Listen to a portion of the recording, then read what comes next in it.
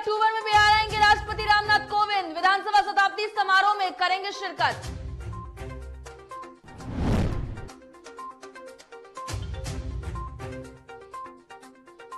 JP के विचार को लेकर बिहार में विवाद जारी। नेता प्रतिपक्ष तेजस्वी ने सीएम को बताया सांघी।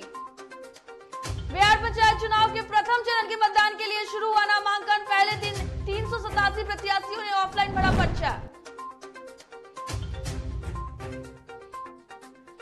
उफान पर गंगा नदी, लोगों को हो रही परेशानी।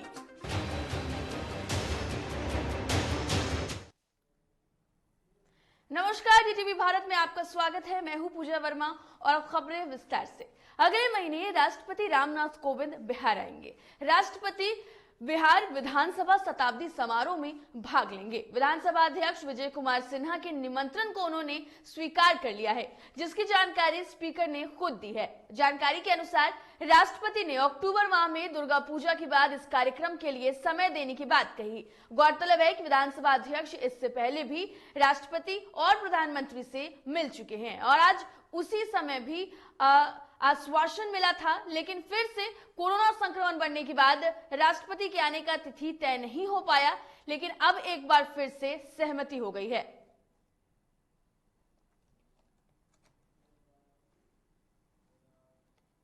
छपरा के जयप्रकाश विश्वविद्यालय में राजनीति सत्र के पाठ्यक्रमों में हुए बदलाव को लेकर तेजस्वी यादव ने नीतीश सरकार पर निशाना साधा। उन्होंने कहा कि मुख्यमंत्री अब पूरी तरह से सांघे हो चुके हैं, अब इनके प्रमाण की भी जरूरत नहीं है। हम लोग शुरू से कहते आ रहे हैं और अब वह प्रमाणित भी हो रहा है। नेता प्रतिपक्ष ने कहा है कि जिस जेपी आंदोलन से नीतीश कुमार ने अपनी राजनीति की शुरुआत की थी, आज जयप्रकाश विश्वविद्यालय से उन्हीं के नामों को सिलेबस से गायब कर दिया गया है, जो दुर्भाग्यपूर्ण है। वहीं प्रदेश अध्यक्ष जगदानंद सिंह द्वारा आरएसएस को तालिबानी बताने को लेकर भी तेजस्वी यादव ने कहा कि उन्होंने ठीक ही कहा है। आरएसएस के लोग तालिबानियों से बात करते हैं और जिस स्टेट में बीजेपी की सरकार है उस स्टेट में तालिबानी हुकूमत चलाती है और जहां नहीं है वहां संघी हुकूमत चलाती है। आप देखिए ना, अब तो कोई प्रमाण की जरूरत है नहीं। जिस चीज को हम लोग पहले से कहते रहे हैं कि नीतीश कुमार जी बिहार के मुख्यमंत्री जो है पूरी तरीके से संघी हो चुके हैं, अब इसमें कोई डाउट नहीं है। वही जेपी आंदोलन से नीतीश कुमार जी जो है निकले और आज जो है जेपी जी के पार्ट को ही जो है समाप्त कर दिया जा रहा है। इससे दुर्भाग्यपूर्ण और कुछ नहीं हो सकता। सर, आपके प्रदेश अध्यक्ष जगदानंद सिंह ने जो बीजेपी आरएसएस को तालिबान उठाया है, ठीक ही कहा है उन्होंने। बीजेपी के लोग तालिबान के लोगों से तो बात कर ही ना कम्युनिकेट कर ही ना रहे हैं, रिकग्नाइज तो कर ही रही है गवर्नमेंट। और जहां बीजेपी की सरकार है वहां समझिए कि सरकारी तालिबानी चल रही है और जहां नहीं है वहां संघी तालिबानी चल रही है। बिहार के सारण स्थित जयप्रकाश नारायण विश्वविद्यालय में जेपी और राम मनोहर लोहिया के विचारों की ही पीजी के पाठ्यक्रम से हटाने का मामला गरमाने के बाद गुरुवार को शिक्षा मंत्री विजय चौधरी सामने आए और सरकार का रुख साफ किया। शिक्षा मंत्री ने कहा कि जयप्रकाश और लोहिया के विचारों की पढ़ाई जारी रहेगी। शिक्षा मंत्री ने कहा है कि सरकार दूसरे विश्वविद्यालयों में ऐसे मामलों की जानकारी लेगा। मीडिया से बात करते हुए विजय चौधरी ने कहा है कि सीएम नीतीश ने खुद मामले का संज्ञान लिया है। उन्होंने कहा कि सीबीएसई लागू होने से बदलाव की बात कही जा रही है और चांसलर के ऑफिस ने सभी वाइस चांसलर को इसे भेज दिया था। कहा कि विश्वविद्यालय के स्तर पे भी इन चीजों को देखा जाना चाहिए और उसके बाद लागू करने की बात होनी चाहिए थी। प्रकाश नारायण विश्वविद्यालय छपरा के पीजी के पाठ्यक्रम में राजनीति शास्त्र या राजनीति विज्ञान के पीजी के पाठ्यक्रम में जो इंडियन पॉलिटिकल थॉट्स या भारतीय राजनीति दर्शन या विचार से संबंधित जो पेपर होता था और उसमें जो भारतीय राजनीतिज्ञों के विचार या दर्शन में जिन नेताओं या जिन महापुरुषों के विचार और उनके दर्शन को पाठ्यक्रम में शामिल किया गया था, उसमें से कुछ परिवर्तन करके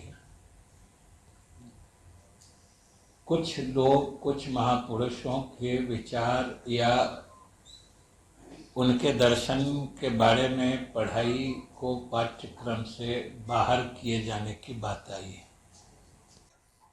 उन्होंने भी अखबार में पढ़ के उसी समय हमसे बात की और कहा कि ये क्या देख रहे हैं, और सच पूछते हैं तो उसी समय से इस मामले की तहकीकात पूरे जोर शोर से हम लोग। अफगानिस्तान में तालिबान को लेकर पूरे विश्व में चर्चा है, लेकिन यही तालिबान शब्द इस समय बिहार की राजनीति पर छाया हुआ है। आरजेडी के प्रदेश अध्यक्ष जगदानंद सिंह ने आरएसएस की तुलना तालिबान से कर दी है। जगदानंद सिंह के इस बयान के बाद बीजेपी बुरी तरह से भड़क गई है। इसी कड़ी में बीजेपी विधायक ज्ञानेंद्र सिंह ज्ञानू ने जगदानंद सिंह के वार पर दोहरा पलटवार करते हुए कहा कि आरजेडी के शासन में बिहार ही अफगानिस्तान बन गया था। ज्ञानू ने कहा कि जगदा बाबू जलील होकर भी थिथरई कर रहे हैं। वहीं बीजेपी विधायक ने उपेंद्र कुशवाहा पर सीएम को पीएम मटेरियल बताने वाले बयान पर तंज कसा है। जगदानंद सिंह तो अपने तेज प्रताप मतलब बेइज्जत कर रहा है रोज। उनको तो कब का राजनीति से संन्यास ले लेना चाहिए, छोड़ के अपना संन्यास लेकर गांव में बैठना चाहिए, पूजा पाठ करना चाहिए, सामाजिक काम करना चाहिए। तो वो तो अभी ये करके ये कर रहे हैं, थितरई कर रहे हैं, ये करके बैठे हुए। जगदानंद सिंह ने कहा है कि आरएसएस जो है वो तालिबानी भारत में पानी में डूब के मर जाना चाहिए उनको। जातिगत जनगणना को लेकर चिराग पासवान ने एक बयान दिया था। उन्होंने कहा था कि जेडीयू के कई नेता हैं जो उनसे जो है संपर्क में है। तो चिराग पासवान ने जब ये बयान दिया, उसके बाद से हमारे सहयोगी ने उनसे बातचीत की। जरा सुनिए क्या कुछ तमाम बातें हमारे सहयोगी ने चिराग पासवान से की। देख रहे हैं डीटीवी भारत। मैं हूं अभिषेक मिश्रा। लोक जनशक्ति पार्टी के राष्ट्रीय अध्यक्ष चिराग पासवान कल आशीर्वाद यात्रा के तहत भोजपुर जा रहे हैं और आज देर शाम पटना पहुंचे हैं। चिराग जी, आज जिस वजह से हम आपके साथ ये इंटरव्यू कर रहे हैं, हमारे पास एक जानकारी है, आप चाहे तो उसको खारिज कर सकते हैं और इंटरव्यू की शुरुआत इसी सवाल से करेंगे। आपके आशीर्वाद यात्रा की तैयारियां, जहां आपकी आशीर्वाद यात्रा होती है उस जिले में आपकी पार्टी के नेता कार्यकर्ता करते हैं, लेकिन ये देखा गया है कि उसके समानांतर, तैयारियों के समानांतर आपकी पार्टी ने कई दलों में सेंधमारी भी की है, AIMIM हो या दूसरे दल हो। एक जानकारी जो हमारे पास है, और मैं फिर कह रहा हूँ, आप चाहें तो इसको खारिज कर रहे हैं, बीजेपी और जेडीयू के कई नेता आपकी पार्टी के संपर्क में हैं। आपने पहले भी जेडीयू के कुछ नेताओं को अपनी पार्टी में शामिल कराया है। सेंधमारी होने जा रही है जेडीयू बीजेपी में आपकी तरफ से? देखिए, सेंधमारी शब्द मुझे नहीं पता, उस शब्द का प्रयोग जो आप कर रहे हैं वो उचित है कि नहीं, पर हाँ, कई ऐसे लोग हैं जो कि लोक जनशक्ति पार्टी और खासतौर पर बिहार फर्स्ट, बिहारी फर्स्ट में अपना विश्वास रखते हुए पार्टी की सदस्यता ग्रहण कर रहे हैं, पार्टी के साथ जुड़ रहे हैं। एक राजनीतिक दल होने के नाते और मैं एक नेता होने के नाते मेरी और मेरे संगठन की पहचान विभिन्न पार्टियों में है, विभिन्न राजनीतिक दलों में है। ऐसे में अगर कोई बिहार फर्स्ट, बिहारी फर्स्ट पे विश्वास रखते हुए अगर पार्टी की सदस्यता ग्रहण करता है, उसको मैं सेंधमारी नहीं कहूँगा, क्योंकि हाँ, आपकी जानकारी यहाँ तक तो ज़रूर सही है कि कई ऐसे जिले हैं बिहार का, खासतौर पर जहाँ पर यात्रा हुई है, बड़े पैमाने पर लोगों ने लोक जनशक्ति पार्टी की सदस्यता उन्होंने ग्रहण की है। बिहार फर्स्ट, बिहारी फर्स्ट पर उन्होंने अपना विश्वास जताया है और ये आने वाले दिनों में भी ये सिलसिला इसी तरीके से चलता रहेगा। जेडीयू के कई नेता संपर्क में हैं, ये जानकारी भी है। मैंने फिर कहा कि अगर आप चाहें तो खारिज कर सकते हैं, हमारे पास जानकारी यही है। मेरे पास कई ऐसे प्रस्ताव सामने आ रहे हैं, कई ऐसे प्रस्ताव आए हैं जो लोक जनशक्ति पार्टी की सदस्यता लेना चाहते हैं, बिहार फर्स्ट, बिहारी फर्स्ट के लिए काम करना चाहते हैं। अगर इंटरव्यू की शुरुआत जेडीयू से, तो एक सवाल फिर जेडीयू से। कल जेडीयू के मीडिया सेल के प्रदेश अध्यक्ष ने इस्तीफा दे दिया है और उन्होंने कहा कि आत्मसम्मान के साथ आगे बढ़ना मुश्किल था। जिस चश्मे से हम देखते हैं इस तरह की सियासत को, उसके मायने हम ये निकालते हैं कि सब कुछ ठीक नहीं है जेडीयू में, जो साफ तौर पर कहा भी जा रहा है। दो गुटों में जेडीयू बटी है। कैसे देख रहे हैं जेडीयू के अंदर खाने जो कुछ भी चल रहा है? उनके आत्मसम्मान को ठेस किसने पहुंचाई? ना भाजपा पहुंचा रही है, ना लोजपा पहुंचा रही है, ना राजद पहुंचा रही है। उनकी पार्टी के लोग ही उनके आत्मसम्मान को ठेस पहुंचा रहे हैं। उनके ऊपर ये आरोप लगाना कि भाई आप पार्टी में व्यक्ति विशेष नेता को ही आप ज़्यादा प्रमोट करते हैं, तो यही बात तो हम लोग बार बार कह रहे हैं कि भैया जनता दल यूनाइटेड में खेमे बन चुके हैं, वहाँ पर गुट बन चुके हैं, और वहाँ पर से वर्चस्व की लड़ाई आज की तारीख में वहाँ पर लड़ाई इस बात की नहीं है कि भैया बिहार को बनिस्बत बाकी राज्यों के कैसे ऊंचा दिखाया जा सके। वहाँ पर लड़ाई आज की तारीख में इस बात पर है कि एक नेता दूसरे नेता के सामने अपने आप को कैसे बड़ा दिखाए। उनके राष्ट्रीय अध्यक्ष उनके केंद्रीय मंत्री के सामने बड़े होते हैं, या उनके केंद्रीय मंत्री उनके राष्ट्रीय अध्यक्ष के सामने बड़े होते हैं, या मौजूदा मुख्यमंत्री उन सब पर भारी पड़ते हैं, या उनके संसदीय बोर्ड के अध्यक्ष इन सब पर भारी पड़ते हैं। ये वर्चस्व की लड़ाई वहाँ पर चल रही है, और जिसका खामियाजा उनके संगठन के जो मेहनती लोग हैं जिनका आपने जिक्र किया, ऐसे लोग उसका खामियाजा भुगत रहे हैं। और यही वो लोग हैं जिनको पार्टी में अब खेमे की वजह से या उनके ऊपर अब ये चिन्हित कर दिया गया है कि भैया आप इस गुट के हैं, आप इस गुट के हैं, उसकी वजह से उनको वो पार्टी में सम्मान नहीं मिल रहा।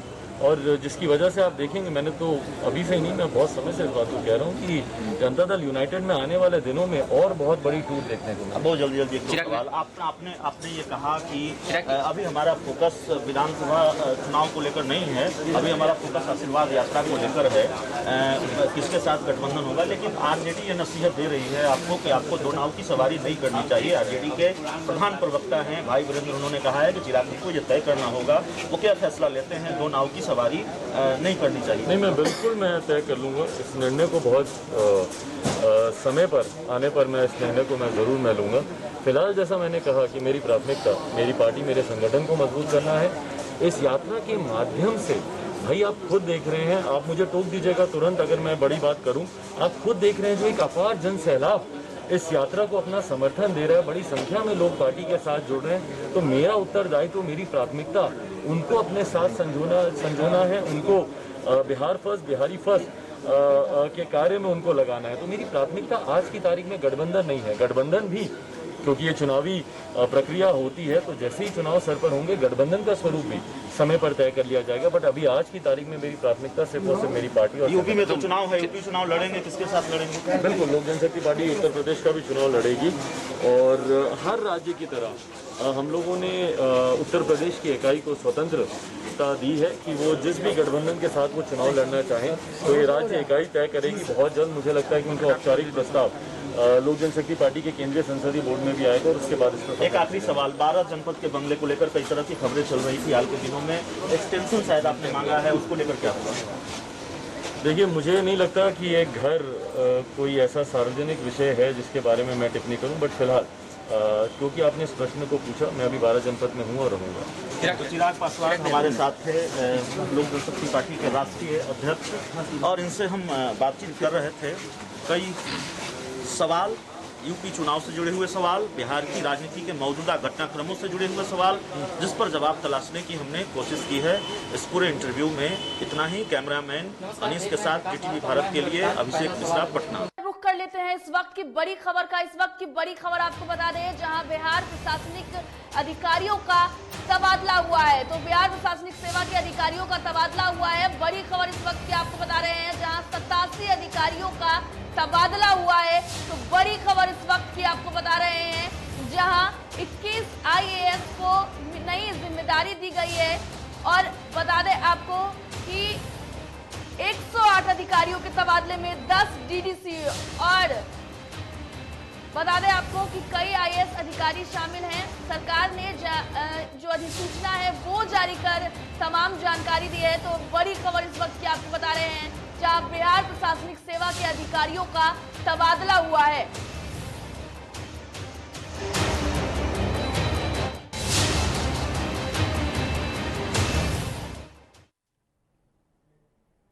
नक्सल प्रभावित औरंगाबाद जिले में केंद्र सरकार की LWE योजना के तहत कुल 250 किलोमीटर सड़कों का निर्माण होगा। सांसद सुशील कुमार सिंह ने बताया है कि गृह मंत्रालय ने इसकी स्वीकृति दे दी है। उन्होंने बताया कि ग्रामीण इलाकों में इस योजना के तहत 18 फीट चौड़ी सड़क बनाने से आवागमन में सुविधा तो होगी ही, साथ ही नक्सल गतिविधियों पर नियंत्रण पाने में भी मदद मिलेगी।